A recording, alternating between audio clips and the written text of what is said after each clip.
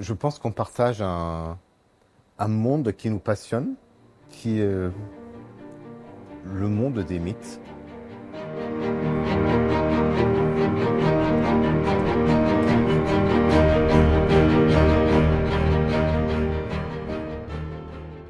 Je n'avais pas en tête une trilogie avec Wajdi. C'est plus simple à la fin. C'est ce que j'aime beaucoup travailler avec toi. Et je pense qu'on partage un monde qui nous passionne, qui est le monde des mythes, qui sont pas du tout un truc du passé ou des choses historiques, mais qui sont vraiment et beaucoup des choses d'aujourd'hui dont on ne parle plus assez. Si on prend chacun d'entre nous,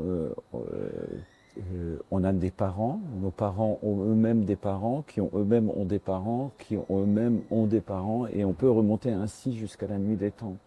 Ce que je veux dire par là, c'est que on se perd dans l'infinité des obscurités dès qu'il s'agit de prendre un individu et essayer de... On s'inscrit à l'intérieur d'un mouvement qui vient de plus loin de nous que nous et qui va se poursuivre au-delà de nous. Or ça, si c'est vrai de nous, c'est vrai aussi des moindres histoires qui nous traversent, même des histoires d'aujourd'hui. On prend une histoire aussi a des ancêtres, mais pas seulement des histoires, des événements, des faits divers, tous les faits divers qu'on lit dans les journaux, les drames, les chagrins, parce que derrière chaque drame, il y a un chagrin. Quand on lit dans le journal que une femme a été tuée par un homme, quand on lit dans le journal qu'un enfant a subi l'inceste, quand on lit dans le journal qu'un homme a été victime d'un meurtre, quand on lit dans ce journal, voilà, des faits divers. Mais au-delà des faits divers, quand on lit les grands échanges internationaux, les échanges diplomatiques, etc., tous ces événements qui ponctuent notre quotidien, qu'ils soient dans l'intime, dans le social, ou dans le politique, ou dans l'international, toutes ces histoires ont des ancêtres qui sont les mythes. Or, allez voir dans les mythes d'où viennent les histoires qui constituent notre contemporanéité, si je puis dire, nous permet d'inscrire notre époque à l'intérieur aussi d'un mouvement. Et l'art aussi a cette fonction-là, un peu comme en acupuncture, de poser des aiguilles précises dans un nerf pour qu'un nerf endormi, oublié, s'éveille et par une espèce de courant électrique, en fait, éveiller les mythes, éveiller les grands récits de l'époque, permet à ceux qui y assistent de voir s'éveiller en eux des histoires profondément anciennes et oubliées qui sont les mythes sur lesquels nous sommes tous adossés. C'est un peu de cette manière-là que je regarde les choses. C'est pas, il y a rien de l'ordre du passé, ou il y a rien qui dit ah mon Dieu comme avant c'était mieux, alors, bien au contraire. Mais c'est plutôt comment on s'inscrit, comment on arrive à faire dialoguer ce qu'on a, l'ombre que l'on porte en nous, avec l'ombre de l'univers, de l'immensité de l'univers. Comment on fait dialoguer cet infiniment petit avec cet infiniment grand.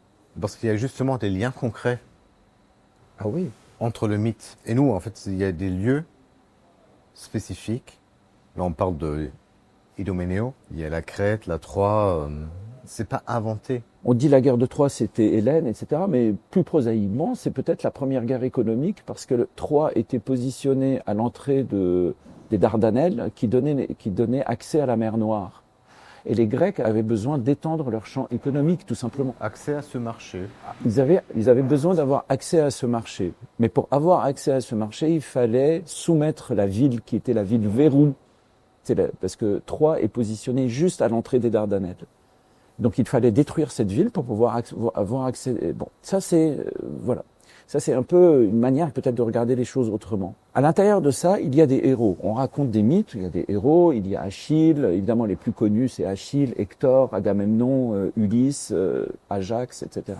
Mais Idoménée joue un rôle vraiment très important. C'est donc ce Crétois qui n'est pas grec, mais qui s'allie aux Grecs pour aller faire la guerre et qui va faire cette guerre et qui va revenir glorieux, puisqu'il aura mené de grands combats, il aura été un guerrier important, il aura résisté aux Troyens, et il revient avec sa charge d'esclaves et de femmes. Et là, il y a un naufrage. Au cours de ce naufrage, Idoménée dit à Neptune, Il dit Il fait un vœu. s'il te plaît, ne me tue pas. Puis en échange, allez, je te promets que je vais tuer le premier mec que je rencontre, quoi. Tu vois, c'est vraiment très courageux. Mais ça raconte quand même aussi ce qu'était la valeur d'un être humain à l'époque, quoi. Tu vois, le type dit non, je veux pas mourir, si tu veux, ok, promis. Je vais tuer le premier mec qui débarque, je le tue, je te jure. C'est très, très transactionnel, en fait. Oui. C'est très imprudent parce que évidemment, tu as envie de lui dire oui, mais tu sais, tu vas arriver, les gens vont être contents de te voir, donc ceux qui vont venir te voir, ce sont les gens qui t'aiment. T'es quand même Idoménée, t'arrives chez toi, tu vas comme pas tuer le premier bonhomme que tu rencontres parce que ça risque d'être quelqu'un que tu aimes, puisque tout le monde est content de te voir. T'es le roi. Oui, t'es parti il y a 10 ans. Mais aussi que les dieux acceptent ce genre de transaction. Ouais. Aussi... Ça les fait rire. Oui. Elle dit, c'est pas mal. Ça les amuse. Ça les amuse. Ils disent, c'est pas mal. On va voir comment il va se débrouiller, celui-là. Ok, très bien. Alors, ok, l'eau, on calme l'eau. Ok, allez, vas-y, débarque. Et là, évidemment, il voit arriver un type. Alors là, il se dit, il va falloir que je le tue, quand même. C'est vraiment ennuyeux. C'est très drôle, au fond. Et là, il se retrouve nez à nez avec un type. Il dit, bonjour. Salut, ça va, ouais. Mais t'es Idoménée. Incroyable. Papa. Alors là, l'autre, il fait, quoi? Mince, quoi. C'est mon fils. Faut que je le tue. Et là, il trouve pas ça drôle du tout à coup. C'est quand même, la situation est géniale, quand même. La situation est vraiment formidable.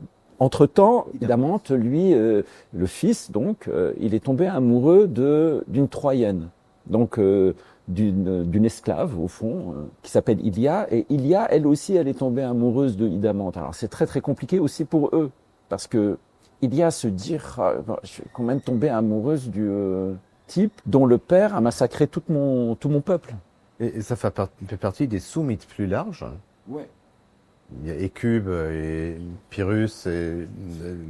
Après cette guerre, comment les ennemis sont catapultés dans des conflits internes inextricables entre l'émotion, entre le sentiment et la réalité politique. Tous ces conflits entre le sentiment et le politique sont évidemment le terreau de ce qui révèle l'humain, mais aussi le terreau de ce qui révèle la démesure. Mais c'est aussi le terreau de ce qui fait de super bonnes pièces de théâtre et de super histoires, quoi. Parce que là, le public, il se dit, mais comment va-t-il s'en sortir? Va-t-il sombrer dans l'alcoolisme ou va-t-il trouver une solution? Ce qui m'intéresse, c'est déjà tout d'abord, là où j'en suis, c'est de vraiment très bien maîtriser les lignes des personnages et de ceux qui les habitent. Parce que moi, le plus important pour moi, c'est de raconter l'histoire. C'est que le spectateur, quand il va assister à l'opéra, ok, il y a la musique, mais la musique, ça va de soi, bien sûr, la musique est sublime, c'est Mozart, tout ce qu'on veut. Mais Mozart, il a raconté une histoire. L'opéra, c'était cet endroit où on essayait de faire en sorte que tous les arts se rencontrent, le théâtre, la danse, la musique, les arts visuels, tout ça. Donc, c'est pas que la musique, sinon, on fait que de la musique. À partir du moment où on dit que il y a des personnages, il faut leur donner de la chair, il faut que le spectateur comprenne, c'est en italien. Sinon, on ne peut pas comprendre l'émotion que Mozart y a mis. Alors que Mozart lui-même avait quelques problèmes avec son père, soit dit en passant. Donc là, nous avons tout à coup une mise en situation où un père doit tuer son fils. C'est quand même, si on se met à la place de Mozart qui a écrit cette partition-là, sachant tous les problèmes qu'il avait avec son père, c'est important de comprendre. Et très jeune, il avait 25 ans. Oui. Du coup, on est encore très fils à cet âge-là. Oui, exactement. Il est très très fils à cet. Donc il se met dans le rôle de son père, il se met dans le rôle du fils. Il est très amoureux. Donc en fait, il y a quelque chose de très autobiographique aussi dans l'histoire de Mozart. L'idée du Deus ex machina, ça existe un peu dans l'Antiquité déjà, mais ça prend toute une autre forme. Oui, mais alors ça, le Deus ex machina, pour moi, c'est vraiment... Le Deus ex machina, c'est tout simplement parce que on ne sait pas comment... regardez l'Ukraine, regardez le Soudan, regardez autour... On ne sait pas comment arrêter les tragédies. On ne sait pas comment les arrêter. On sait comment les commencer, mais on ne sait pas comment les arrêter. Les Grecs, à l'époque, ils avaient un truc, c'était les dieux. Ils disaient les dieux existent, et donc les seuls, l'oracle, les dieux et tout ça. Et même, les seuls capables d'arrêter une tragédie, c'est pas les humains. Les humains ne savent pas arrêter une tragédie. Les seuls capables de le faire, c'est les dieux.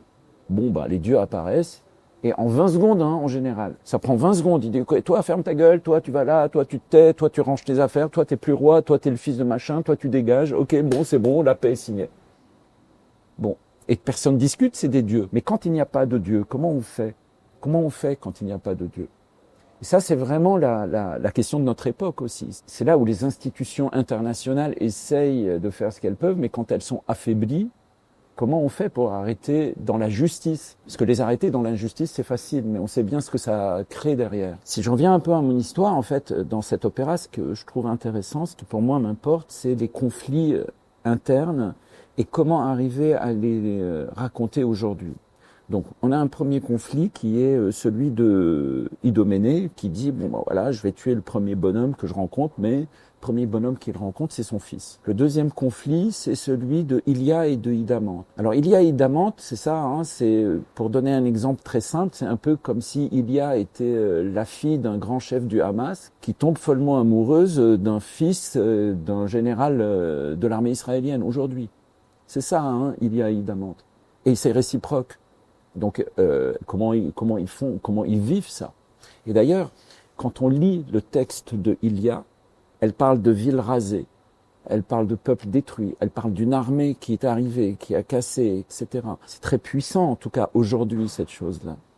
Mais là, elle a un conflit sérieux. Pour moi, la question n'est jamais la question d'une transposition. Déjà parce qu'à l'époque de Mozart, de prendre cette histoire d'Idoménée, le propos n'était pas nécessairement de raconter une histoire de l'Antiquité. Parce que la question de la contemporanéité entre ce qui se passe sur scène et qui est dans le public, à l'époque de Mozart, ne se posait pas encore. Il n'y avait pas cette séparation aujourd'hui qu'on perçoit souvent, qu'on dise ce qui se passe sur scène, en fait, c'est pas de notre époque. Du coup, il n'y a pas de question de transposition, il y a question de lecture d'une histoire qui est une histoire, le terme universel est un peu fatigué, mais en fait, on réalise ces œuvres du répertoire en demandant à un artiste, même à un groupe d'artistes, un chef d'orchestre, un metteur en scène, une distribution, de lire ces pièces pour nous. Et pour moi, c'est l'acte nécessaire du spectacle vivant, avec des textes anciens, de demander aux artistes d'aujourd'hui de nous proposer leur lecture. Sinon, il n'y a pas de spectacle, en fait.